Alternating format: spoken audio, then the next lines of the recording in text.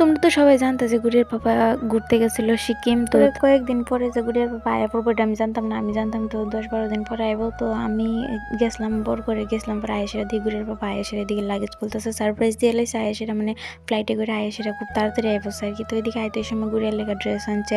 এরপরে তারা যে হোটেলে থাকছে হোটেলের যে চা কফি এডিও লইয়ে পড়ছে যেটি তারা খাওয়ার লেগা দিছিল। তো তারপরে এদিকে দেখো আমাদের ওর এদিকে ভিডিও করতেছে এদিকে মাথা গুজিয়ে বয়ে রয়েছে। তো আইতে সময় এদিকে সিঙ্গারা আনছিল, তারপরে কলকাতা থেকে কিতা আনছে মানে এটি আমরা দেখাচ্ছে। তারপর আমি এদিকে খাইতেছিলাম মাশমেলো টাইপ কিছু একটা মানে আনছিল চকলেটের মতো। তো এদিকে এখন গুড়িয়া লেগে একটা গুয়াভা জুস আনছিল, এটা গুড়িয়া খাইয়া সেটা মানে খুবই টেস্ট পাইছে।